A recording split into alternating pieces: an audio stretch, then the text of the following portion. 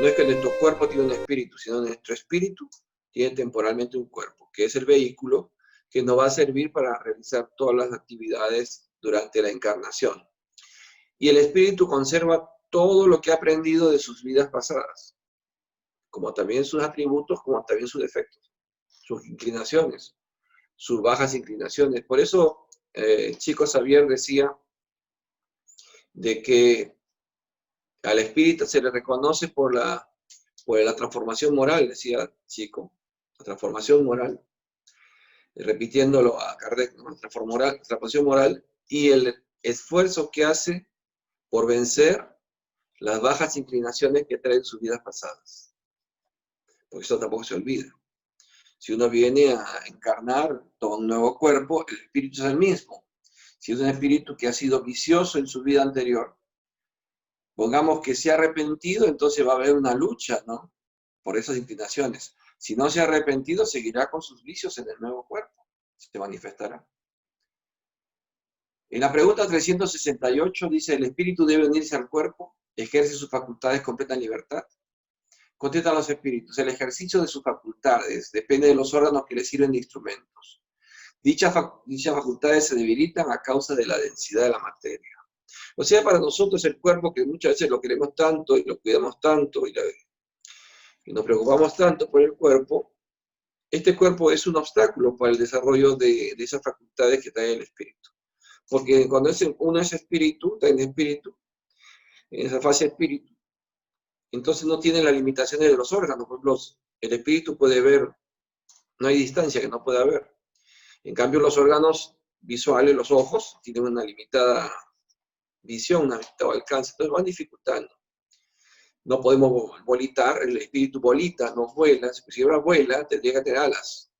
Los espíritus no tienen alas, los ángeles no tienen alas. Esta es la imaginación del ser humano al no entender cómo un espíritu puede elevarse. Volita es la palabra, volitar. En la 368 amplía la pregunta. Según esto, la envoltura material sería un obstáculo para la libre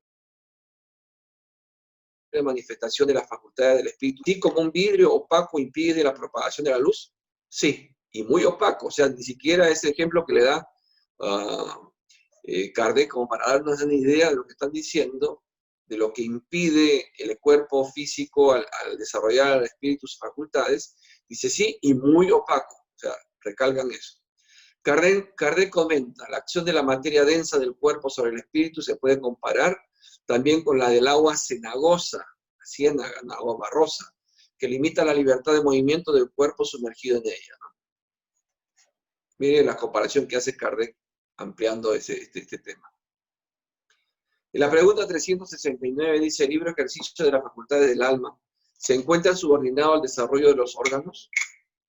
Contestan los espíritus, dice, los órganos son los instrumentos para la manifestación de las facultades del alma.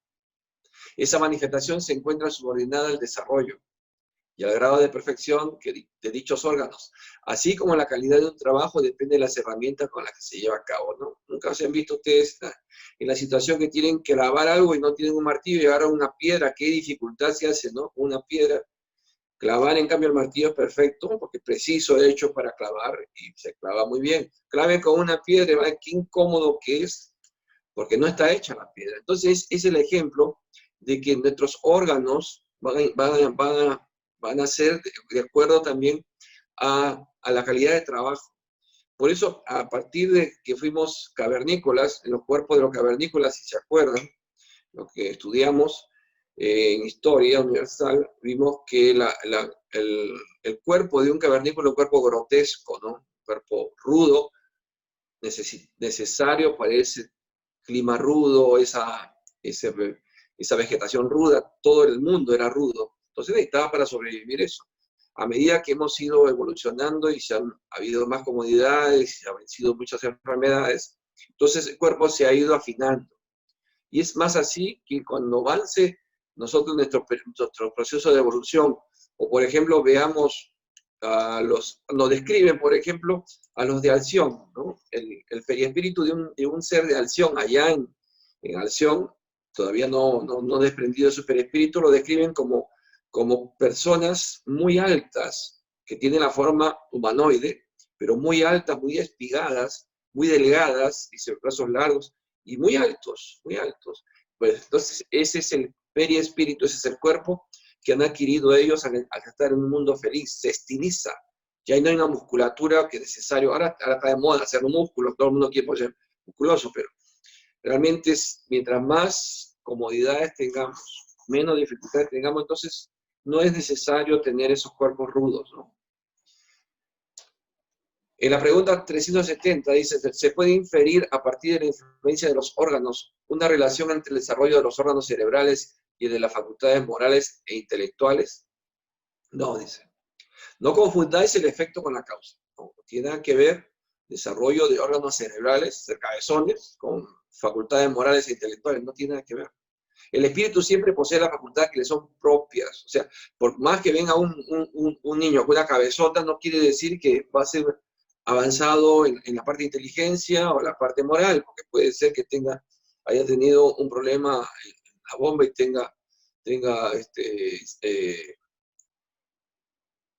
tenga ese superdesarrollo de la cabeza, ¿no? Una encefalitis, una encefalia, agua en el cerebro va creciendo y no quiere decir eso va a ser mejor que otro. Dice, según esto, la diversidad de actitudes en el hombre depende únicamente del estado del espíritu. Únicamente no es un término del todo exacto tampoco. El principio de esa diversidad de actitudes reside en la cualidad del espíritu, que puede estar más o menos adelantado. No obstante, hay que tener en cuenta la influencia de la materia que obstaculiza en mayor o menor medida el ejercicio de sus facultades. Claro, el espíritu puede ser un espíritu adelantado, en el sentido de que tiene inteligencia, pero sin embargo el cuerpo no lo acompaña. Especialmente, por ejemplo, los que tienen parálisis cerebral. El cuerpo está inútil. El espíritu es inteligente, pero no puede hacer que ese cuerpo funcione. Entonces el cuerpo es lo que va a ser su obstáculo. Dice Kardec, al encarnar, el espíritu es portador de ciertas predisposiciones. Si se admite que cada una de ellas le corresponde un órgano en el cerebro, el desarrollo de esos órganos sería un efecto y no una causa. En cambio, si las facultades tuvieran su principio en los órganos, el hombre sería una máquina desprovista de libre albedrío y de la responsabilidad de sus actos. Entonces, los órganos van a desarrollar directamente proporcional a la necesidad del espíritu. Habría que admitir que los más grandes genios, los sabios, los poetas y artistas, son los apenas porque el acaso les ha otorgado órganos especiales, razón por la cual si dichos órganos no serían genios. Por ejemplo, los músicos, ¿no? Si al cuerpo del músico le faltara dedos, a la mano, no podría tocar, por más que sea un genio. El espíritu estaría encerrado, no podría, porque le falta casualmente que esa herramienta, que es el cuerpo, esté perfecta. Y dice, el último imbécil habría sido un Newton, un Virgilio o un Rafael si hubiese estado provisto de determinados órganos. Si suponemos eso. Esta suposición resulta aún más absurda cuando se le aplica a las cualidades morales. No tiene nada que ver el cuerpo con el espíritu. O sea, no veamos el cuerpo como la causa, sino el cuerpo es el efecto del espíritu. Y estamos queriendo que al revés. Entonces, si tiene un cuerpo perfecto, entonces debe ser, por eso dice un Newton, un Virgilio, un Rafael. No. El espíritu es el que va a determinar qué tipo de persona, qué facultades va a desarrollar ese cuerpo. Así, según este sistema, San Vicente de Paúl, dotado por la naturaleza de tal o cual órgano, habría sido un criminal. Y al mayor de los criminales solo le habría hecho falta un órgano para ser un San Vicente de Paúl. Si seguimos con ese desarrollo de la idea equivocada, absurda. Por el contrario, si admitís que los órganos... Baja. Si admitís que los órganos... No, esto me quedé. Este gato que me interrumpe. Especiales, ya que existen, son la consecuencia de las facultades y se desarrollan mediante el ejercicio de estas, así como los músculos lo hacen por medio del movimiento, nada os resultará irracional. Claro, la práctica logra hacer la especialidad. Por eso el dicho que dice nadie nació sabiendo es relativo, porque los niños que vienen adelantados, los niños genios, ya tienen el conocimiento y falta un poquito de que le den el instrumento y ya está tocando. Hagamos una comparación trivial, dice, a fuerza de ser cierta. Por determinados rasgos fisonómicos, ¿no podéis reconocer al hombre entregado a la bebida? Ahora bien, ¿son los rasgos los que hacen de él un ebrio o es la embriaguez la que lo produce? Se puede decir, pues, que los órganos reciben la impresión de sus facultades. Claro. O sea, una persona puede darse cuenta de que alguien está beodo, ebrio, alcohólico, porque tiene ya rojez en las mejillas, una intoxicación, caminar tambaleante, enfermedades físicas. Uno lo podría describir, esa persona es alcohólico. Pero estamos viendo lo que produjo en sus órganos el consumo de la bebida. No son los rasgos. Porque puede tener rasgos y se parece borracho y no te toma una gota. ¿Entienden? Bien. Hasta ahí está el tema sobre la influencia de los órganos, o sea, el cuerpo, en el espíritu. ¿Alguna pregunta hasta ahí? No hay preguntas. Muy bien, vamos a ver ya efectos, o sea, el idiotismo y la locura. Vamos a ver por qué una persona es idiota o es loca. En la pregunta 371 dice, ¿tiene fundamento la opinión según la cual los cretinos e idiotas tendrían un alma de naturaleza inferior? No. ¿Tienen un alma humana con frecuencia más inteligente de lo que creéis, que sufre por la insuficiencia de los medios de que dispone para comunicarse, así como el mundo sufre por no poder hablar? El mudo sufre, ¿no? Por no poder hablar. Claro, yo tengo experiencia, por ejemplo, viene un niño, que se llama Patricio, y tiene parálisis cerebral, ¿no? Y entonces lo único que hace sonidos nomás, que lo conozco desde muy pequeño, y ya le dije a los padres que no había nada que hacer, ¿no? La telepatía no hace milagros, ahí hay un defecto ya de nacimiento, hay una muerte cerebral, tiene parálisis cerebral, pero ha logrado comunicarse, pero cuando lo tengo aquí en la consulta, puedo comunicarme con el espíritu, y el espíritu me cuenta que está en esta máquina, dice el espíritu, no sirve. Entonces entraba en sus angustias, sus llantos, en sus quejas, y aprovechaba yo para explicarle todos estos años, tantos años con él. Ya es un muchacho de 20 años, yo lo conocí cuando era un niño de 8 o 7 años. ¿Cuántos años tiene? Entonces, explicarle la razón por la cual estaba en esa situación. Ha llegado a entenderlo, entonces ahora ya es más dócil, por ahí entra en depresión el espíritu, se deprime porque ¿hasta cuándo, no? Entonces yo le explicaba, ¿no? Que aprovecha cuando estás libre del cuerpo, cuando duermes, y vas a comenzar primeramente a arrepentirte por lo que hiciste. Este caso de este joven ha sido un suicida en vida pasada. He explicado de que cuando uno agrede a su cuerpo físico de una manera violenta, se quita la vida, va a quedar afectado el órgano, especialmente que fue más afectado, si se rompió la cabeza, si se disparó, si se destrozó el cráneo, va a venir en la siguiente encarnación con un defecto allí de nacimiento, que puede ser casualmente, este caso, la parálisis cerebral. Entonces Doctor, sí. Le preguntan, ¿todos los niños que muestran talentos increíbles son espíritus con una misión? Muchas veces son espíritus que vienen a completar su trabajo. Por eso, o sea, sienten de que no han terminado su trabajo y vienen a entregar ese trabajo. No solamente en la música, en la ciencia también se presentan esta clase de niños, ¿no? Matemáticos de muy pequeña edad, están a los 11 años, ya están en la universidad, entonces vienen. En parte es una misión, ¿no? En parte, porque se dedica más que nada a eso, ¿no? A desarrollar lo que venían ya aprendido de otras encarnaciones. No quiere decir de que ahí recién aprendieron, ¿no? No es posible. Viene ya el espíritu trayendo esas facultades como estamos viendo. Dice, ¿con qué fin la providencia crea seres desdichados como los cretinos e idiotas? Si nosotros no tuviéramos este conocimiento, diríamos que son errores de la naturaleza, por ahí los pastores o los sacerdotes dicen, bueno, es voluntad de Dios, hay que entenderlo, pero nadie nos da una explicación que nos llene. Esta explicación que nos dan los espíritus es porque es verdad.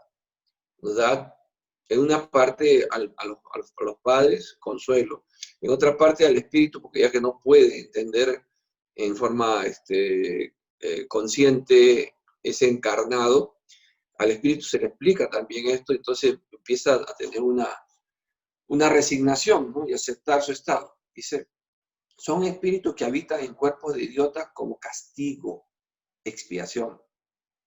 ¿Ya? Es la expiación, un castigo. Padecen por el constreñimiento que experimentan y por la imposibilidad de manifestarse a través de órganos no desarrollados o defectuosos. Si nosotros ayer vimos de que estando en un cuerpo, cuando nos desprendemos del cuerpo, es como salir de una prisión, ahora nomás nos estamos sintiendo aprisionados por la cuarentena, cómo nos sentimos imposibilitados de muchas cosas que tenemos que hacer. ¿Se imaginan un espíritu que está encerrado en un cuerpo que no reacciona, que no, él quiere decir me duele, tengo hambre, tengo sed, tengo frío? Y en este caso de este niño lloraba mucho. Entonces su mamá me decía, ¿por qué llora tanto? Y entonces me comuniqué con él de forma mental. El espíritu habla de forma mental. Porque el espíritu es inteligente, me dice, es que la señora que me cuida me pellizca. Así era. Tenía una nana y la nana meta pellizcón, no, meta pellizcón. Entonces la estuvieron vigilando y la sorprendieron que sí, la pellizcón. Entonces él pudo expresarse, el espíritu sería expresarse. El espíritu está conectado al cuerpo, siente el abuso que estaban haciendo con él, ¿no? Doctor, le preguntan, una persona que padece de pensamiento obsesivo y con eso genera daño a los demás, cuando desencarne le van a considerar derecho que acá no sabía lo que hacía, ya que imaginaba cosas no reales. No, una cosa está hablando de que tienen ese defecto a nivel el órgano, el organismo, el cuerpo, tiene ese defecto. En el caso que me está diciendo puede ser un caso de obsesión, estar obsesado y que un espíritu esté influenciándole ese comportamiento, pero puede ser atenuante, pero si ha hecho daño, mucho, ha hecho daño, entonces no lo van a exonerar de eso. Va a tener que responder por el daño que hizo a terceros. ¿Claro? Si no, también tendríamos libertad. Pero, por ejemplo, uno de estos un idiota. Más adelante vamos a ver ese caso, ¿no? que asesina a alguien, que mata a alguien, ¿no? En su estado de demencia, de locura. No es considerado ese crimen como una falta, porque él no está en sus cabales, ¿no? Se dejó actuar y ocasionó eso. Hay un caso de un chico, un niño autista, ¿no? Que hicieron una película inclusive de Rayman, ¿no? Que es verdad, es verídica, ¿no? Que queriendo bañar a su hermanito, ¿no? Lo metió en agua hirviendo, ¿no? Y lo quemó. No lo mató, pero le ocasionó un daño. Entonces, para ellos, por ejemplo, no hay unos límites del peligro que pueden estar ocasionando, porque son como animalitos todavía, no puede decodificar la orden que da el espíritu del cuerpo. Está interrumpida esa conexión. Entonces es incorrecto decir que los órganos no influyen en las facultades. Dice, nunca dijimos que los órganos no influyen. Ejercen una influencia muy importante sobre las manifestaciones de las facultades, pero no las otorgan, las otorga el espíritu. Ahí radica la diferencia. Un buen músico no podrá tocar correctamente un instrumento defectuoso, pero eso no significa que dejará de ser un buen músico. ¿Claro? Entonces, cuando ese espíritu desencarne, se libera de ese cuerpo que no le servía, entrará en un nuevo cuerpo y perfecto y será perfecto.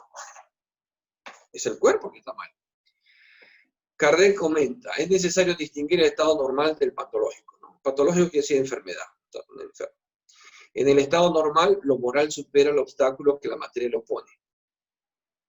No obstante, hay casos en que la materia ofrece una resistencia tal que las manifestaciones son impedidas o desnaturalizadas, como en la idiotez y la locura.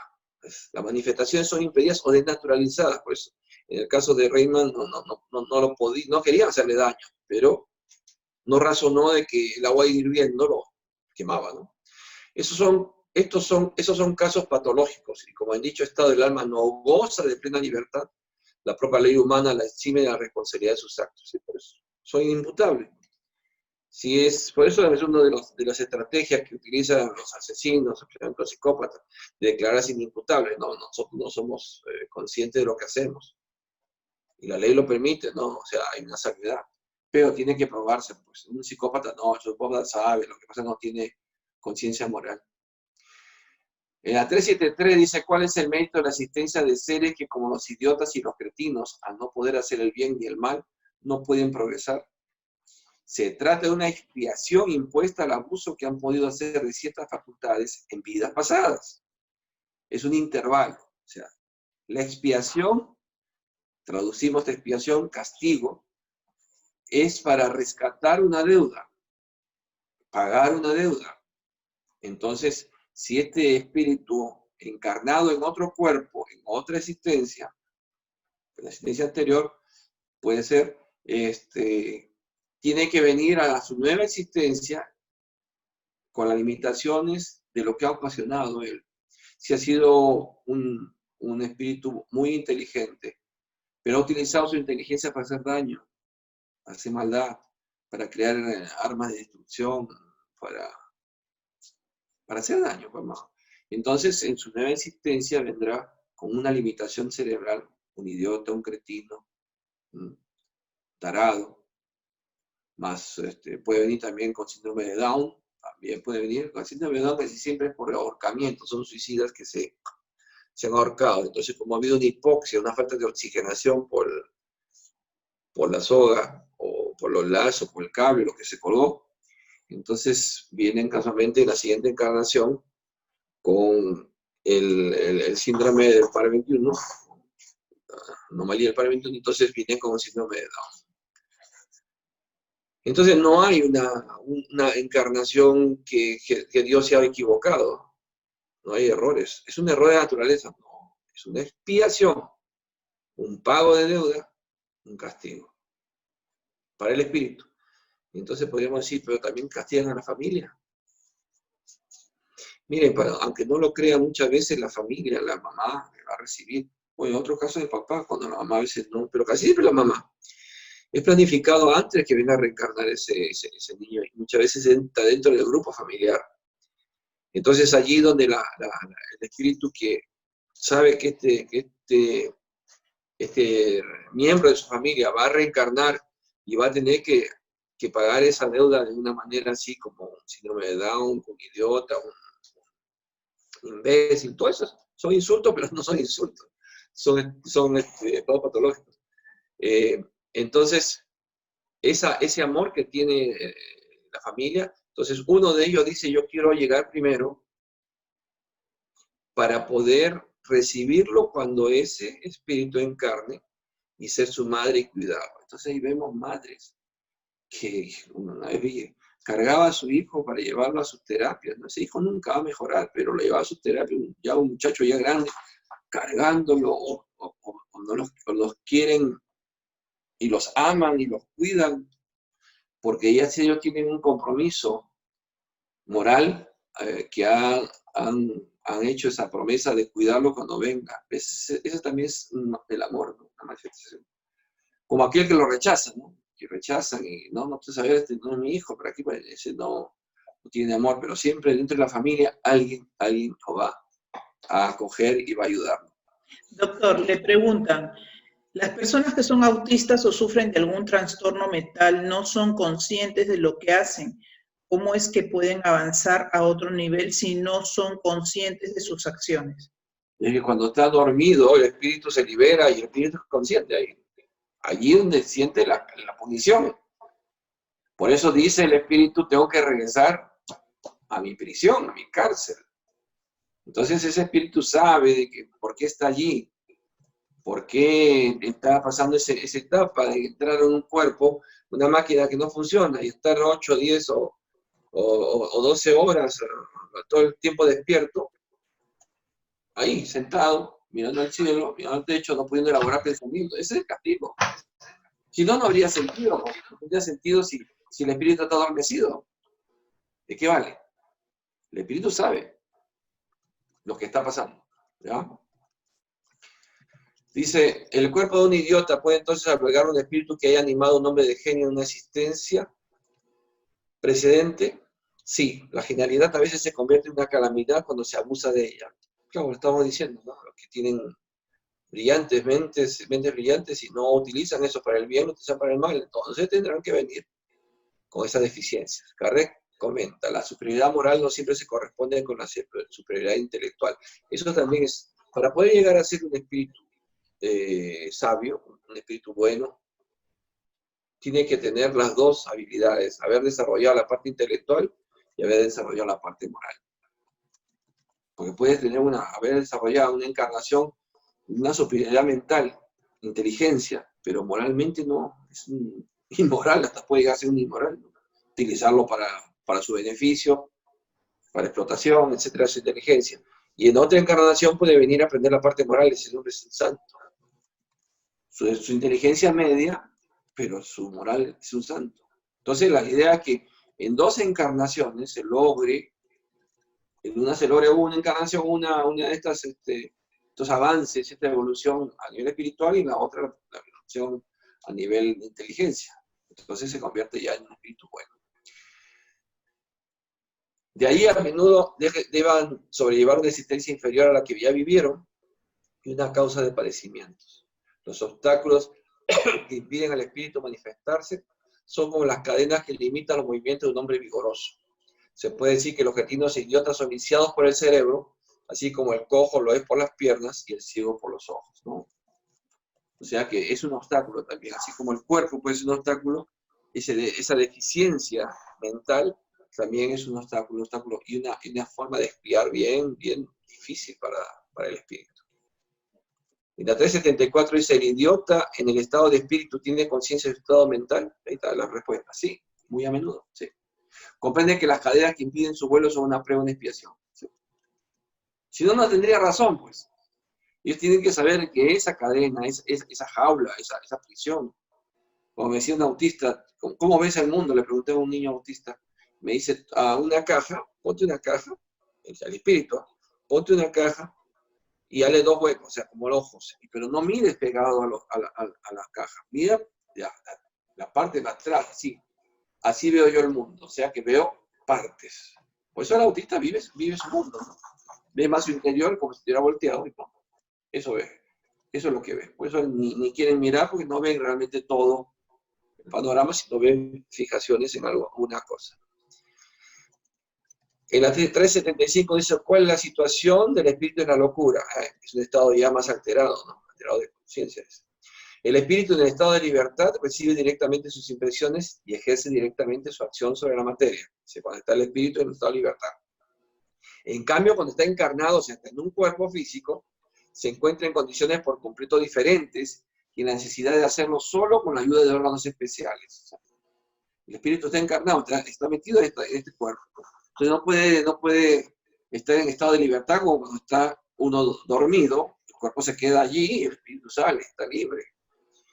Si una parte o el conjunto de esos órganos se altera, su acción o sus impresiones en lo que concierne a dichos órganos se interrumpe. Claro, si no tiene los órganos de la visión que están alterados, no puede ver. Si pierde los ojos, queda ciego. Si pierde el oído, queda sordo, etc. Suponte ahora que el órgano que preside los efectos de la inteligencia y de la voluntad sea parcial o totalmente afectado o modificado.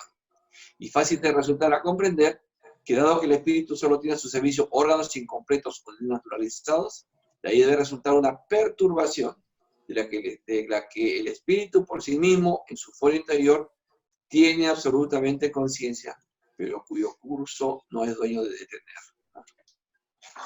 O sea, por más que el espíritu quiere decir, bueno, cúrate, ojos, cúrate para poder ver, no puede, porque parte de su expiación. Y la pregunta 375A dice, entonces, ¿es siempre el cuerpo y no el espíritu el que está desorganizado? Sí, es el cuerpo.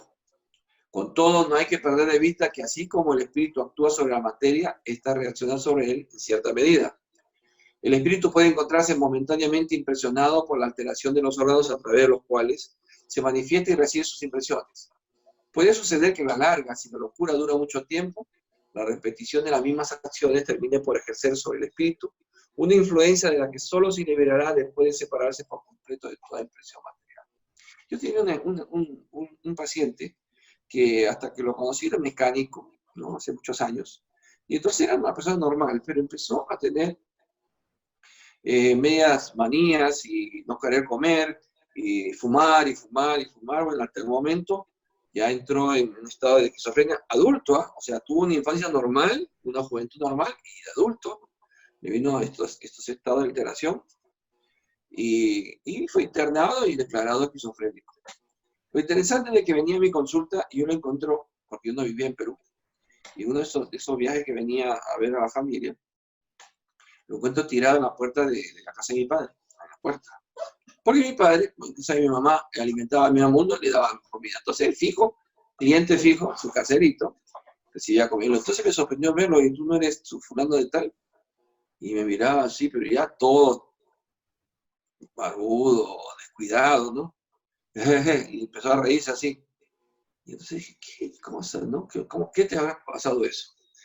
Bueno, la cosa es que pasó el tiempo y tenía arranques y tenían que internarlo, porque era un arranque de locura y empezaba a agredir a todo el mundo, era peligroso. Entonces. Y cuando se tranquilizaba, lo soltaban o se escapaba, no sé cómo era la cosa. Pero él me comentó un día que estaba medio lúcido y yo le veo la pierna y veo una semejante úlcera. Y entonces le dije, yo quiero tratar tu úlcera. ¿Me dejas? Entonces empecé a darle medicamentos. Y a medida que la úlcera sanaba, sus estados de locura se exacerbaban. Y entonces yo me di cuenta de que cuando la úlcera comenzaba a drenar, se le daba medicamentos porque la úlcera drenara, porque hay medicamentos que drenan y drenan y drenan. Y él comenzaba a ser lúcido. Entonces me convenía más que la úlcera así botara pus y botara todo. Entonces a eso me llegó a la conclusión de que el cuerpo, ¿no? El cuerpo, esa es la explicación, por ejemplo, de los estados de conciencia que explicaba Hahnemann. Cuando uno está en un estado sifilítico, Hahnemann lo describió, estos estados de conciencia. Cuando está en estado sifilítico, que es destructivo, el cuerpo, la mente se encuentra en un estado Sora, que es lo mejor. Por eso él recuperaba la lucidez cuando estaba enfermo el cuerpo. Cuando yo equivocadamente le curaba la pierna, entonces esa energía, ahora vendríamos así, esa energía destructiva, comenzaba a alterar sus funciones cerebrales, ¿no? En sí, no era espírita todavía yo, por eso no tenía este conocimiento, pero ahora lo que puedo decir que es el espíritu que está expiando, y al poder liberar esa cantidad de energía a través de esa supuración purulenta, apestosa, entonces lograba un cierto equilibrio su organismo físico, entonces el espíritu podía manifestarse. O sea, lo ayudaba al espíritu a que el cuerpo se equilibrara energéticamente. Bien.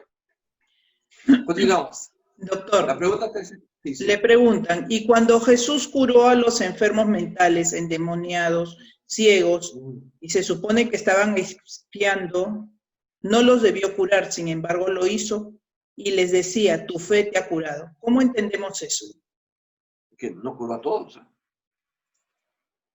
No curó a todos. Cuando vino el ciego a curarse y le preguntaron al Señor, él, ¿por qué tenía que estar a curarlo, no? Para que se cumpla la promesa, para que se vea el poder de Dios. Pero él no curaba a todos.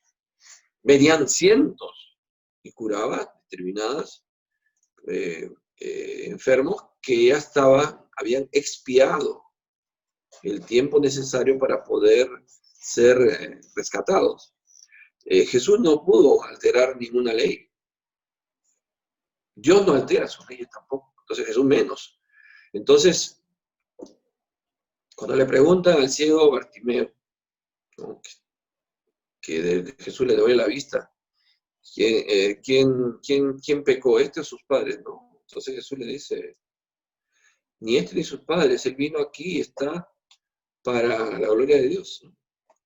Cuando buscaban explicaciones y para poder someterlo a Jesús a un juicio, ya que él, si él era Belcebú o si él era curaba el nombre de Dios, ¿no? Y le preguntan a los padres, este ciego curado, y él dijo, pregúntenle, ellos dijeron, pregúntenle a él que es mayorcito, porque si ellos decían que es Dios el que cura, era blasfemia, ¿no? Y si decían que es el diablo, también los mataban. Así era la ley rígida y ley mosaica. Y cuando le preguntan al curado, le dice, bueno, yo no sé, la cosa es que yo sé que nací ciego y ahora veo, eso no es lo que puedo explicar. Entonces vamos viendo de que Jesús solo curaba a determinadas personas. Por ejemplo, a la mujer del flujo, ¿no? La mujer tenía un cáncer, seguramente, aunque el cáncer no existía en ese tiempo, pero tenía un flujo, debe haber tenido inclusive un prolapso, debe haber tenido una vaginitis, que era cosa que supuraba, ¿no? Y para los judíos, una mujer que estaba menstruando era inmunda. Fíjense la idea que tenían de la menstruación, ¿no? Desde ella menospreciaban a la mujer, se imaginan, cuando estaba menstruando, era inmunda, inmunda. Y entonces ella era considerada inmunda porque tenía un flujo permanente. Y que dice que la gente lo apretaba a Jesús, porque todo el mundo se acercaba, enfermos, todos se acercaban, querían tocarlo, el maestro. Y entonces él dice, ¿quién me ha tocado? Entonces, yo me imagino a los discípulos haciendo como de estos policías que rodean a un personaje, que están peleando la empujada y todo. Señor, dice, la multitud aprieta, ¿cómo pregunta quién te ha tocado? Cualquiera de estos. Y él contesta, no, porque ha salido virtud de mí, ha salido sanación de mí. Y entonces hay una mujer postrada ahí y le dice, yo he sido, ¿no? Y le cuenta su historia, ¿no? Entonces Jesús le dice, tu fe te ha curado. Salió de él sanación, salió de él el magnetismo curador. Pero no curó a todos. Inclusive, mira, cuando él regresa a su pueblo natal, a Nazaret, no curó a nadie. A nadie. Y dijo, pues no puedo curar, porque nadie tiene fe en él, ¿no? Así, pero tiene ese muchachito mocoso que estaba, ¿quién le va a creer más que sus hermanos? Sus hermanos le hacían mala fama. Está loquito, está loquito. No curó a nadie. Y él todavía cuando salían de ahí, sacúdense el polvo de sus sandalias. Fíjese, porque ninguno de estos merece nada. Entonces, por eso te digo, él no curaba a todos, curaban a los que tenían en el momento posibilidad de ser curados. Si no teníamos la historia que curó a 5.000, así como alimentó a 5.000. A donde avanzaba su sombra, por ahí curaba, ¿no? Puntuales los casos de curación. ¿Qué otra pregunta? ¿Seguimos? Otra pregunta. Una vez cumplida la expiación, en la siguiente encarnación se le da una nueva oportunidad de comenzar de nuevo, o jala algo de ese castigo. Mira, tomemos como ejemplo a Divaldo, tomemos como ejemplo a Chico Xavier, que son ya espíritus muy adelantados para nosotros, que todavía padecen enfermedades físicas. Ustedes saben, y han visto la película, vean la película Chico Xavier, van a ver que su vida fue bien sufrida, lo maltrataron, sufrió abuso, sufrió bullying cuando era niño, de parte de su madrastra, y después de eso, él padece una enfermedad a la vista, ¿no? Él padece de un problema que lo llevó a la ceguera, pero un dolor muy agudo, glaucoma. Y cuando él pedía curarse, le pidió, pues sabía que los espíritus hacían curaciones y a veces Reminis hacían sanaciones, los espíritus hacían sanaciones a través de los medios, entonces pidió curarse, ¿no? Y su mentor, Emmanuel, le dijo, un ojo, tienes dos, qué privilegio, ¿no? Sigue trabajando, sigue y sigue para adelante, anda al oculista que te trate, que te pongan tus gotas, pero nada de curarlo. Pero ¿cómo si él era un apóstol de Jesús realmente? Y estaba haciendo tanta obra, ¿no? De caridad, porque repartía caridad y también en traer la publicación de los libros, todo ese problema, sí, tendría que estar el niño mimado, había sido él, ¿no? Pero no, tuvo que llevar esa enfermedad. Entonces decimos, si él que ahora demostraba ese nivel moral tenía que pasar una enfermedad, Divaldo también tiene una afección ahorita, mucho dolor, tiene las vértebras aplastadas, lo han operado y así todo. Y así usted lo ve sonriente, es un dolor tremendo, una capacidad de soportar. Decimos, si ellos siendo así todavía tienen enfermedades, lo que pasa, la explicación es El mundo espiritual, son los espíritus superiores, programan cada uno en cada encarnación ir rescatando deudas. No puedes rescatar todas las deudas en una sola encarnación, no soportas. Puesto Dios te da hasta lo que aguantas, vas a soportar. Tú quieres decir de una vez todas, no, tampoco vas a estar arrastrándote. Entonces, cada encarnación irás rescatando deudas que te harías. ¿Cuántas encarnaciones tenemos? ¿Cuántas encarnaciones creen que ustedes piensan? ¿La primera? Oh, yo he contado ya 16. Si son miles de años que estamos acá, encarnados. Entonces, saquen la cuenta. ¿Y cuánta maldad habremos hecho? Vean la historia, antes nos comíamos. Entonces, todas esas son deudas que vamos a ir rescatando en siguientes encarnaciones. Así que no pidan tanto porque te va a venir. Yo me acuerdo a una hermanita, yo no estoy atendiendo casi nada, ninguna de las hermanitas, porque todas ya son ancianas o ya partieron del convento de Santa Rosa. Y de estas hermanitas que al final fui su padrino, ¿no? En su boda de oro, uno de los padrinos. ¿Sí? Pues nosotros los espíritus no hacemos problema. Católico, evangélico, no hay problema. Y entonces, ella se me desaparece y no viene. Y después al mes, 2 meses, me avisan de que estaba internada en la clínica. Qué raro, con herpes, me dicen.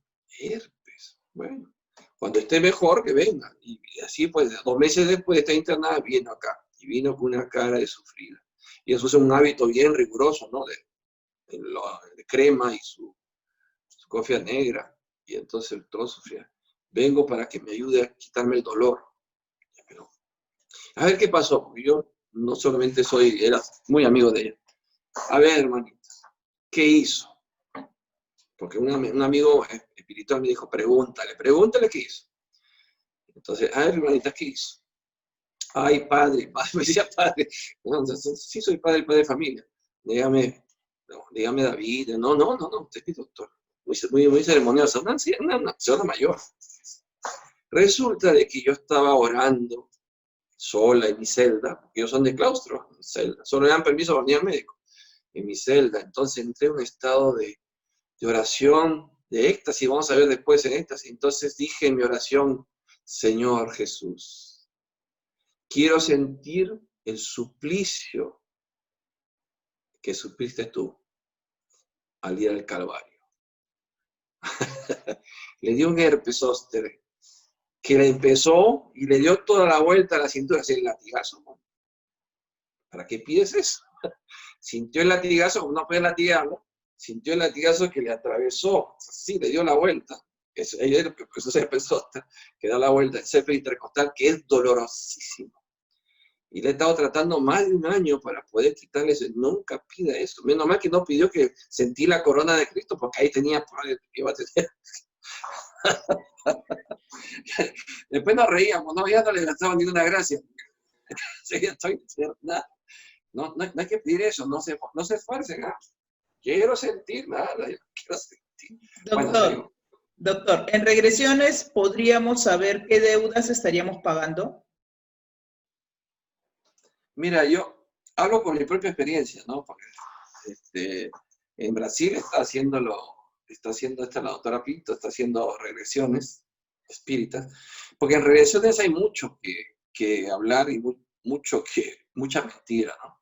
Porque no hay un parámetro, algo que pueda confirmar lo que supuestamente estás viendo, estás sintiendo o te dice el terapeuta especializado en regresiones. Hay mucha mentira en esto.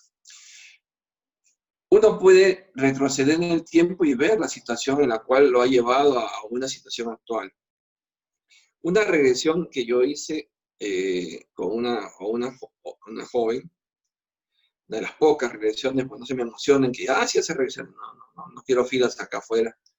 Regresiones por internet puede ser, ¿no? Pero afuera no se pone filas. Y resulta de que lloraba todos los días a eso de las 4 de la tarde, 5 de la tarde, en llanto, se le caían las lágrimas. Una jovencita más o menos de 19 a 20 años. Y lloraba, y dice que hace tiempo venía llorando, y siempre que se acordaba, a esa hora lloraba. Ya se había acostumbrado que las lágrimas se le caían, pero no sabía por qué. Y entonces quería saber, curarse de eso, ¿no? La ciencia había dicho que tenía un problema en las lágrimas, una problema lacrimal, ¿no? O sea, dice, según la ciencia se inflamaban sus glándulas lacrimales, por eso le caían las lágrimas. Porque no estaba depresiva, no había una depresión en ella, o sea, no estaba contenta con lo que ves. Y entonces me pidió ir a hacer un retroceso, y entonces hicimos una regresión. Y entonces el problema conmigo es que yo soy medium y presencial, y eso es lo feo, pues. O sea, que yo estuve presente con ella viendo cómo se incendiaba en la casa. Ella era una mujer, madre, tenía un hijo pequeñito en sus manos, tenía otra hija acá, y adentro se quedó uno. Y ella no podía entrar a rescatar el tercero. ¿Eh? Y lo vio, lo vivió. Bueno, al hacer esta regresión, lo revivió. Se me deprimió, lloramos, porque yo también lloraba, vi el espectáculo ahí. ¿Sabes qué? Se está quemando y no tenía más manos. O sacaba este y sacaba este, pero se le quedó uno, porque uno lo cargaba. Hizo la depresión, hizo su duelo, por fin se curó. Ya no lloró más. Pero ven, entonces, sirvió para eso, ¿no? Para curar. Para eso sirven las regresiones. Pero así como expiación, recordar en una regresión, no he tenido esa experiencia. Tendría que preguntar, si pregunto y mañana les contesto, no, mañana lunes les contesto. Voy a preguntar a algún amigo espiritual si eso sirve, ¿ya? Bien, a ver, ¿a qué se debe que la locura conduzca a veces al suicidio? Es otra pregunta. ¿O tienes otras preguntas? Ya no tienes preguntas, ¿no? Ya no. El espíritu sufre por el constreñimiento que experimenta y por la imposibilidad de manifestarse libremente. Por eso busca la muerte en un medio de cortar sus lazos. Sabemos que este espíritu no es un espíritu adelantado, ¿no? Es un espíritu también que ha cometido errores en el pasado y entonces se está expiando. Habíamos dicho que la expiación viene casualmente en un cuerpo dañado, ¿no? Y al no querer seguir sufriendo en ese estado, entonces va a buscar por todos los medios por quitarse la vida. Piensa de que así va a regresar al mundo espiritual y listo, no sabe de que se fregó más todavía, se endeudó más. El espíritu del alienado se ve afectado después de la muerte por el trastorno de sus facultades. Mire, después de la muerte puede verse afectado durante algún tiempo hasta que se haya completamente desprendido de la materia, así como el hombre que despierta siente durante algún tiempo la turbación en que el sueño lo ha sumido. ¿Qué quiere decir esto? Cuando este espíritu encarnado en un loco, no un loco, un idiota, un enfermo, se quita la vida, entonces va a estar todavía ligado a ese cuerpo, como le había explicado en clases anteriores, de que el suicida tendrá que estar el tiempo que ese cuerpo tenía energía para vivir. O sea, si él se suicidó a los 40 años, loquito, se suicidó la vida, y tenía que vivir hasta los 50, tendrá que estar 10 años todavía ligado a ese cuerpo, sufriendo de la misma forma como se quitó la vida, se fregó más, pues. Y después recién podrá desprenderse y regresar al mundo espiritual. O sea que no se la salva, no se salva. Si él se quejaba cuando estaba en el cuerpo físico de que no funcionaba ese cuerpo, 10 años pasar, que para el espíritu, dentro del castigo que tiene, es pensar que va a ser eterno, sufriendo todos los días como se quitó la vida, ¿no? En la 378 dice, ¿de qué modo la alteración del cerebro reacciona sobre el espíritu después de la muerte? Se trata de un recuerdo. Un peso oprime al espíritu, y como no ha tenido conocimiento de lo sucedido durante su locura, siempre necesita algún tiempo para ponerse al corriente. Por eso, cuanto más haya durado la locura durante la vida, más durará la molestia, el constreñimiento después de la muerte. Claro, la perturbación será más intensa. El espíritu desprendido del cuerpo queda afectado durante algún tiempo por la impresión de sus lazos. Todavía no.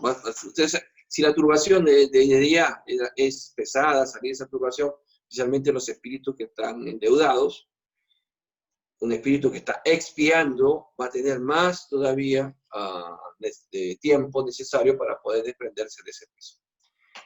Bien, ¿alguna pregunta con respecto a la locura, a estos temas? Doctor, hay una pregunta. Le preguntan, en el caso de quienes diseñaron la bomba atómica, ¿también será castigado su espíritu? Claro, hay un mal uso de la inteligencia. Pueden decir, no, pero ellos descubrieron el átomo, pero sabían a lo que se ponían también al descubrirlo. No, no, no. Por eso la gran depresión que tuvo Einstein. Einstein tuvo la depresión. Dice, nunca pensé, se arrepintió. Nunca pensé que se podía utilizar, que iban a utilizar esto, porque él lo sabía. Que al liberar la energía atómica iba el ser humano a utilizar para matarse. Bien. No hay otra pregunta, doctor. Avanzamos un poquito más acerca de la Ok. infancia. Vamos a hablar con los niños, ¿ya? Nada más. Eso quedó Ok. también y acá amplía. Dice. El espíritu que anima el cuerpo de un niño está tan desarrollado como el de un adulto. Dice, puede estar más desarrollado si ha progresado lo suficiente. O sea, el espíritu, por más que entra a un niño, el espíritu trae sus facultades, acuérdense de eso. El espíritu no va por ser, el cuerpo de un niño va a ser el espíritu un niño, sino el espíritu viene con todas sus experiencias encarnatorias. Solo la imperfección de los órganos le impide manifestarse. Por eso el niño comienza, habíamos dicho en la clase, que comienza a experimentar, a conocer su cuerpo, a conocer sus manos, a moverse, a aprender a caminar. Actúa en virtud del instrumento con cuya ayuda puede expresarse. En un niño de poca edad, el espíritu, más allá del obstáculo que la imperfección de los órganos opone a su libre manifestación, piensa como un niño o como un adulto. Cuando es niño, es natural que los órganos de la inteligencia, al no estar desarrollados, no puedan conferirle la intuición de un adulto. En efecto, su inteligencia se halla muy limitada, en espera de que los años hagan madurar su razón. La turbación que acompaña a la encarnación no cesa de súbito en el instante del nacimiento. Se disipa en forma gradual a medida que se desarrollan los órganos. Claro, que todavía está en una perturbación, ¿no? El espíritu todavía no desarrolla, no controla su cuerpo. El cuerpo va aprendiendo de 0 a 5 años. Vemos que los niños comienzan a aprender la primera letra, comienzan a aprender a razonar, ¿no? Un niño de 5 años no va a ser un niño de 7, donde ya el espíritu ha tomado posesión del cuerpo. Y entonces ese impedimento del desarrollo de los órganos ya no va a ser, entonces se va a desarrollar ya como es el espíritu. Dice Kardec, una observación viene en apoyo a esta respuesta. Los sueños del niño no tienen el mismo carácter que los del adulto. Mira, un niño no sueña con lo que sueña un adulto. O sea que el espíritu todavía está en esa turbación. No ha despertado el espíritu. Pues diríamos, entonces el niño cuando duerme, entonces el espíritu se desprende de ese cuerpo y actúa como adulto. No, porque el espíritu ha sido adormecido casualmente para que pueda albergar el cuerpo de un niño y ese espíritu pueda ser influenciado por el grupo familiar. Si no, no tendría sentido. Si viene un espíritu, un espíritu malo, a encarnar, y han puesto alrededor de esa familia, o sea, padre, madre, hermano, un grupo familiar bien cohesionado, un grupo que habla del bien, que va a darle ejemplos morales, va a darle valores, ¿qué de bueno tendría o qué innecesario sería de ser así? Que cuando duerme ese pequeño, su espíritu, al desprenderse, es un adulto. No aprendería nada, pues. No aprendería nada. Ese sería, ¿qué va a enseñarle? Nada, porque sería siendo el mismo. En cambio, cuando está el cuerpo de un niño, el espíritu adormecido, con todas sus facultades adormecidas, para que sea como un disco nuevo que va a recibir toda esta información y le sirva cuando ya se desarrolle. ¿Entendieron eso? ¿Sí se entendió? El cuerpo de un niño va a recibir el espíritu que tiene muchas experiencias encarnatorias, pero en el momento de encarnar, la espiritualidad superior adormece ese conocimiento, lo adormece. Y entonces ingresa, así, 0 balas, o sea, disco limpio, ingresa a ese cuerpo y va a comenzar a desarrollar a medida que el cuerpo va creciendo, los órganos van desarrollándose, va a empezar a tomar posesión de ese cuerpo. Recién a los 6, 7 años, ya toda esa memoria que estaba adormecida recién comienza a despertarse. Por eso ahí en el niño ya comienza a manifestarse su personalidad, que la espiritualidad en su inteligencia superior ha dicho de que le da la oportunidad para que esa criatura, ese espíritu adormecido, reciba buena información. Porque la idea es progresar. Por eso a un criminal lo pueden poner en un hogar que es puro amor, para que cuando es chiquito reciba amor, reciba cariño, reciba afecto, reciba enseñanza de hacer el bien. Entonces, cuando se despierte ese espíritu a lo que trajo, esa enseñanza, esos valores, sea la contención para que no se desarrolle como vino antes. Si no, no tendría objeto la reencarnación. ¿Ya? Ya, ahora la pregunta. Dios, bueno, a ver, dice, si un niño muestra más madurez para su edad y muestra cierta rebeldía a las injusticias, ¿cómo podemos ayudar a los padres? A las injusticias, ¿qué injusticias? Quizás quejarse, pues, porque le parece injusto alguna conducta, no dice más, solamente dice eso. Pero el niño no se queja hasta después de los 5 años. O sea, el niño al 0 a 5 años uno le dice que las flores crecen para abajo y va a decir que sí, papá, sí, mamá. Después, ya por eso después ya el espíritu comienza a despertarse y comienza a dar ya su opinión, ya empieza a tener una opinión. Niño de 6 años ya tiene opinión, ya opina, ya razona. Pero es porque el espíritu ya se despertó. Entonces, ahora, por ejemplo, que hay niños más adelantados, sí, los niños de acción que están viniendo más adelantados van inclusive a darte unas respuestas que uno se queda, ¿quién enseñó esto, no? Vean, si están en injusticia, vean una injusticia, si eso está mal. Un niño de 6 años dice, está mal. Un niño de 6 años me llama la atención y me dice, oye, ¿por qué gastas tanta agua? ¿Por qué no cierras la canilla? ¿Entiendes? Entonces uno puede decir, no, ¿qué le han enseñado? A nosotros también nos enseñaron lo mismo y nos trapa una oreja, sale Lo otra. sigues haciendo, claro. ¿Por qué matan animales? ¿Por qué esto? Porque ellos vienen, toda esa influencia de su espíritu, su evolución lo va a manifestar en el cuerpo que tienen ahora. ¿Ya? ¿Otra pregunta? Le dicen, ¿qué pasa con el espíritu del niño que tiene terror nocturno? ¿Cómo curarlo de esos episodios? ¿Solo durará la infancia o puede seguir en sus adolescencias? O por último, que vaya donde usted para que usted lo cure. Sí, pues, es fácil. Pues, digamos que quitemos que la causa de su temor nocturno sea que lo hemos asustado, o que lo hacemos ver películas de terror, o que hablamos, ya quitemos eso, nadie se habla de eso, y ha empezado con el terror nocturno. Esos niños son médicos, ven, tienen evidencia, ven espíritus, y espíritus atrasados. Entonces hay dos cosas ahí, porque hay espíritus atrasados en tu casa, ¿cómo están las cosas? Porque si el niño ve, por ejemplo, yo me acuerdo, de Samuel. Samuel empezaba a levantar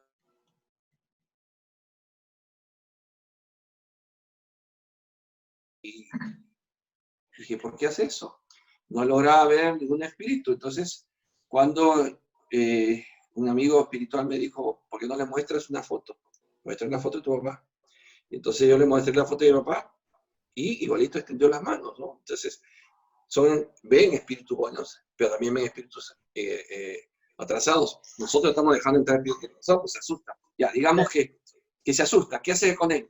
Hay que bloquearle temporalmente la capacidad de evidencia, porque no tienen su razonamiento todavía, son indefensos, no saben cómo resolverlo, van a entrar en terror, Entonces se le bloquea, casualmente, esa facultad que está en la glándula, en la epífisis, ¿no? En la glándula pineal, está esa facultad, se le bloquea con medicamentos homeopáticos para que se despierte eso a los 12, 13, 14 años, que son más grandes. No se puede quitar, es una facultad, pero sí se puede bloquear. Y va a crecer normal y no vea nada, ya no vea nada. Tampoco tiene necesidad de ver nada. Se perturban mucho. Salvo que esté al lado de él y empieces a explicarle. Pero cuando son muy, muy pequeños, no te puedes explicarles nada. El cuco, todo es cuco, lobo. Dice el lobo, el monstruo. 2 años, 3 años, va a estar sufriendo, no. Mejor es bloquearlo. Claro. ¿Un espíritu de un niño puede quedarse errante? Claro. El estado errante es el estado del espíritu del cuerpo. A veces interpretamos literalmente la palabra errante, que no estamos vagando. No, errante es un estado. El estado espiritual se llama errante. No quiere decir que estar de un sitio para otro. Está mal el significado. Errante para un espíritu es la situación de estar en el mundo espiritual. Eso se llama estado errante. ¿No? Lo que pasa es que para nosotros errante es alguien que va, un nómade, ¿no? Errante, va errante para aquí, para allá. No, en el mundo espiritual errante significa está en estado espiritual, ese espíritu. Acá esa misma persona también antes hizo otra pregunta, no la entendí bien. Dice, ¿un espíritu adulto al desencarnar puede tomar la forma de niño y quedarse atrapado? Es que la encarnación no es por voluntad, es todo un trabajo que hacen los espíritus. O sea, que yo en el mundo espiritual, si quiero encarnar y me sumerjo a un cuerpo, no. Hay una programación. Por más que sea un espíritu perverso, todavía es más delicada la encarnación. Hay un equipo espiritual, especialistas ingenieros, especialistas genetistas espirituales, que van a hacer lo que van a programar la encarnación de cada uno de nosotros. Pero si somos millones que nacemos, ¿cuántos espíritus creen que hay? Hay 5 veces más espíritus que desencarnados, esos espíritus, que encarnados. Hay cantidad de trabajadores espirituales. O sea, no tratemos de medirlo con nuestro pensamiento humano lo que sucede en el mundo espiritual. La pregunta que le hice de un niño pequeño, no dice, bueno, la pregunta en sí era de un niño de 12 años que tiene esa facultad, pero ya se le bloqueó. ¿Cómo podemos prepararlo? La preparación es estos recursos o sea, enseñar la doctrina espírita. Es la única que tiene un estudio coherente, ¿no? El estudio de la mediunidad. Pero recuerden, la mediunidad es para servicio, no es para servirse. Eso tiene que estar bien claro. La mediunidad es para servicio, no para servirse. O sea, el hecho de que yo tenga una capacidad mediúnica y piense de que es una forma de poder ganar dinero, ¿está para servirse? No. ¿Se la pueden quitar? O puede ser utilizado por espíritus inferiores. ¿Sí? Si supieran las personas estas que tienen mediums, que son videntes y que se dedican a leer las cartas, por ejemplo. Hay una persona que todos los días sale hablando, dando cartas y recibe dinero de eso. Ha hecho una forma de vida eso, de ganarse la vida. Está equivocada. Porque la espiritualidad que le está ayudando, dando los datos, es una espiritualidad inferior. No hay un espíritu bueno que va a estar allí ayudándola. Por más que ella o él diga, y viene su consultorio, su centro de trabajo con íconos, con santos, con escapularios, con cruces, con lo que sea, no quiere decir, ellos dicen, trabajamos con Dios, con ángeles superiores. No, mentira, no. Trabajo con espíritus inferiores que después te van a cobrar, porque te van a decir, cuando tú pases al mundo espiritual, vas a decirme, yo te hice ganar dinero, yo te hice esto, ahora ven a servirme a mí. Yo te serví, ahora sírveme a mí. En serio, difícil. Una vez, no sé si le conté, a mí vino una persona que ahora está por ahí, ¿no? Por la televisión, siempre dando vueltas. Y me pidió que le enseñara, ¿no? Quería aprender sobre espíritu y todo eso. Entonces, yo le dije, yo te voy a decir lo que yo sé. Le hablé de esto. Te estás endeudando. Sí, pero es la forma como me gano la vida. Bueno, tu decisión, libre albedrío. Yo creo que tú tienes facultades y capacidades e inteligencia para poder ganar tu dinero de otra manera.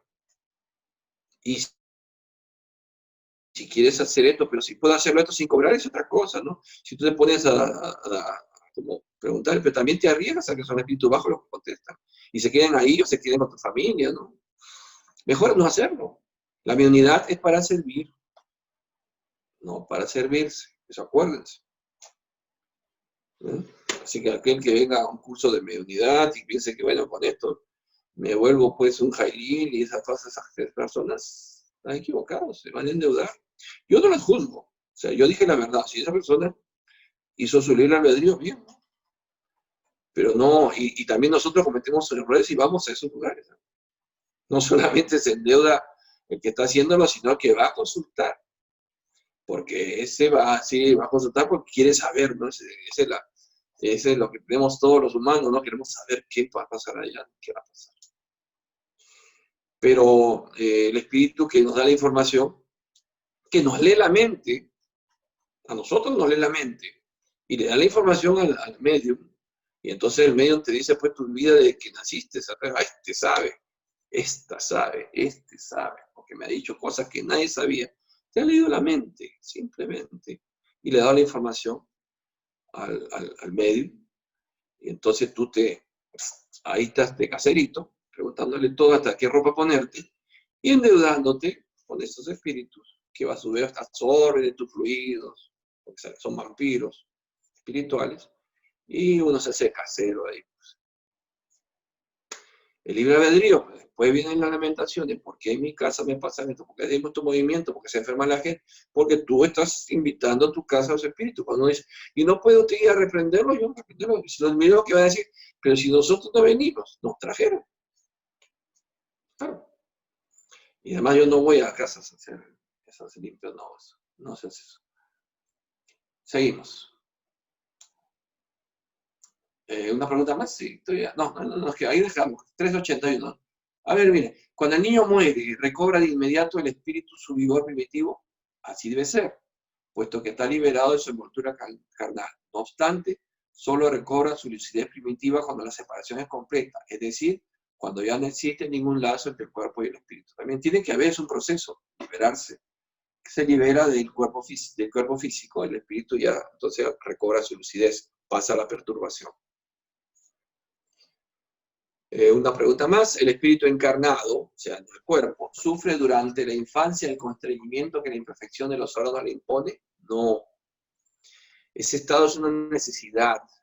O sea, es necesario que regresemos, ya lo expliqué, pues regresemos al mundo a encarnar en un niño para que ese tiempo que nuestras facultades están adormecidas puedan aprender. Es natural y conforme a lo designa la providencia. Se trata de un periodo de reposo para el espíritu.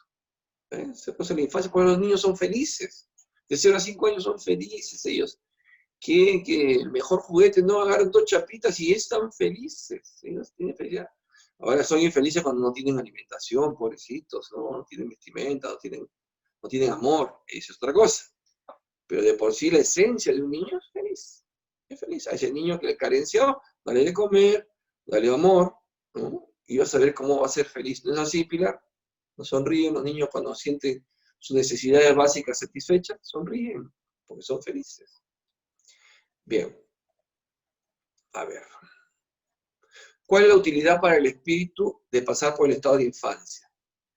Dado que el espíritu encarna, comienza a perfeccionarse, durante ese periodo es más permeable a las impresiones que recibe, que pueden favorecer su adelanto, al cual deben contribuir quienes están a cargo de su educación. Lo que dije, ¿no? O sea, la responsabilidad de los padres, del entorno familiar, involucrar allí las mejores impresiones, los mejores valores, aprender a enseñarles a orar, enseñarles a dar gracias a Dios, enseñar a ser generosos, enseñar a ser buenos, corregirles cuando vemos que ellos mismos son egoístas.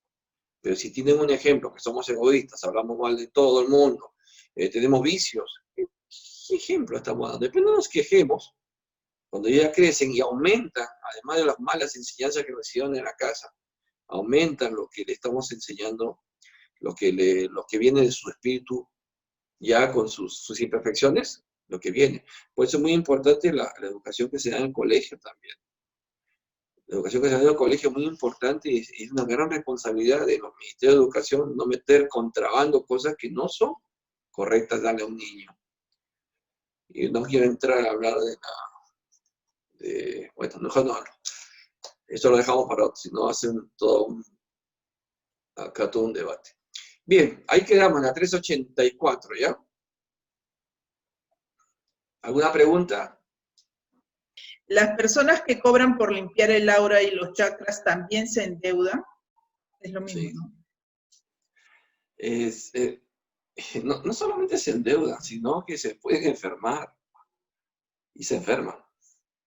Se enferman. Yo tengo pacientes que vienen acá, ¿qué hiciste? No, aquí estaba diciendo Rey que está haciendo limpieza de aura y ahora estoy enfermo. Claro, te absorbiste todo eso, ¿no? Hay muchas cosas que desconocemos y lo que no se conoce no se debe ingresar en esos terrenos, ¿no? De cómo, bueno, cada quien su libre albedrío, ¿no? Su libre albedrío.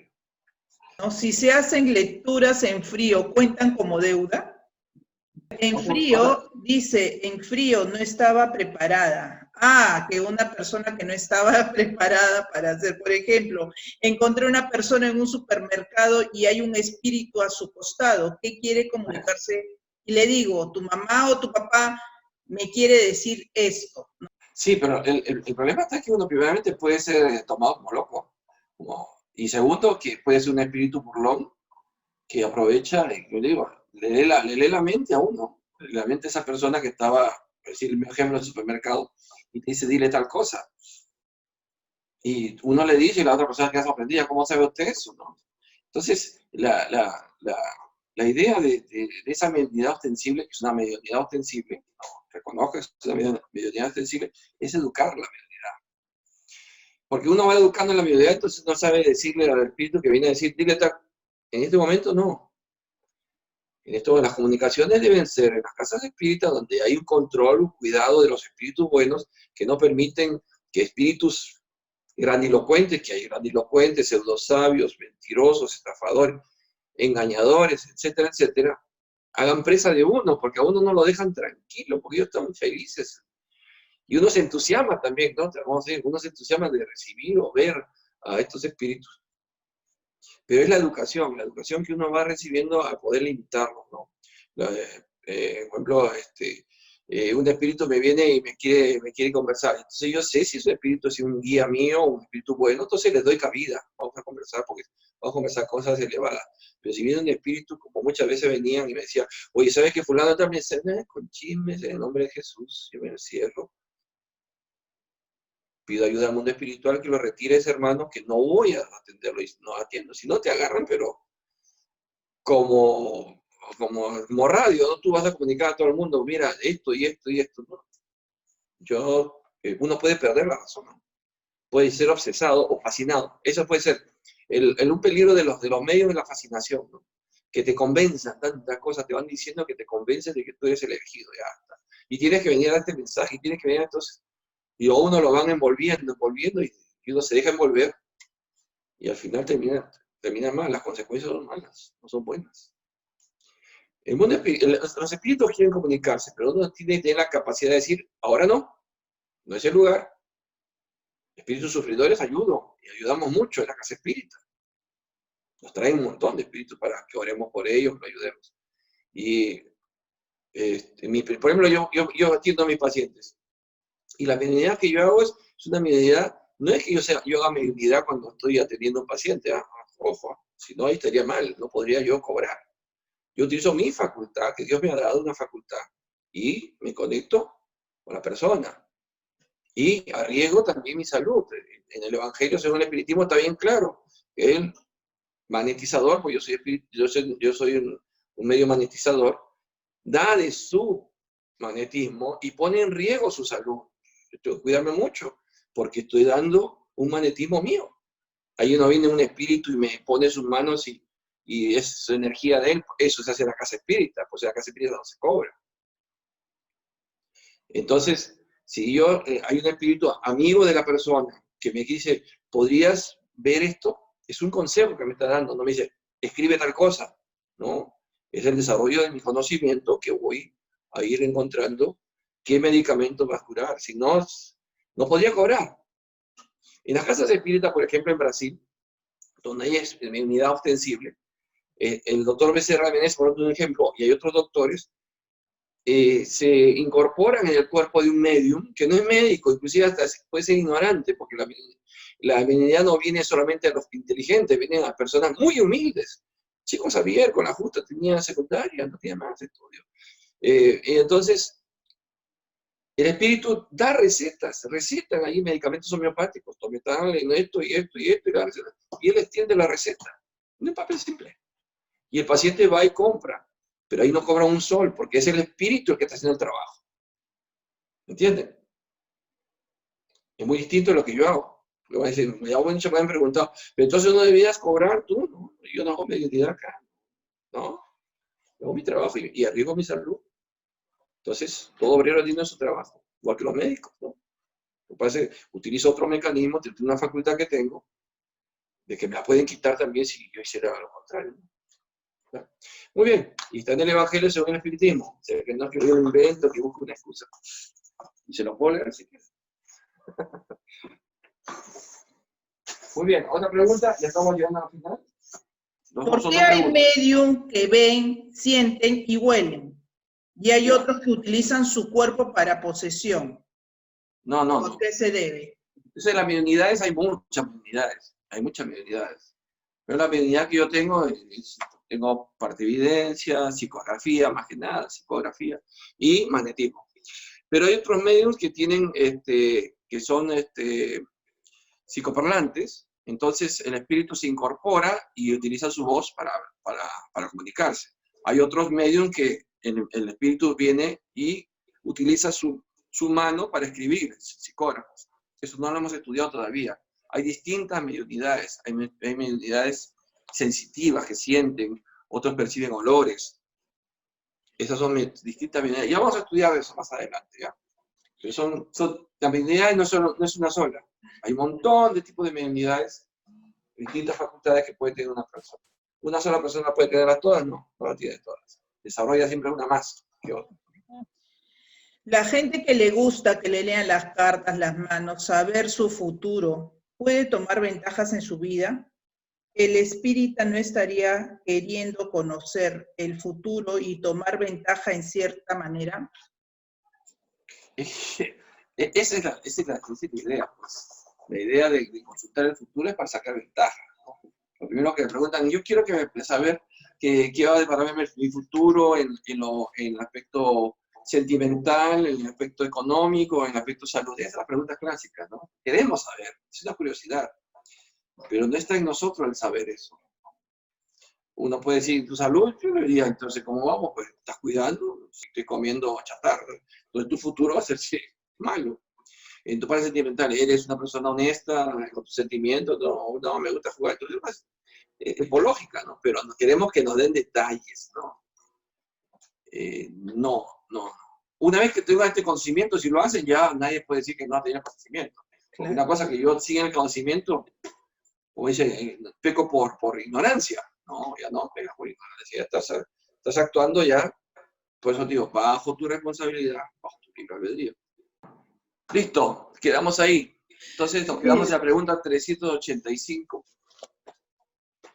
Que Dios nos bendiga a todos, que Jesús nos ilumine y cargue. Buenas noches a todos. Buenas noches.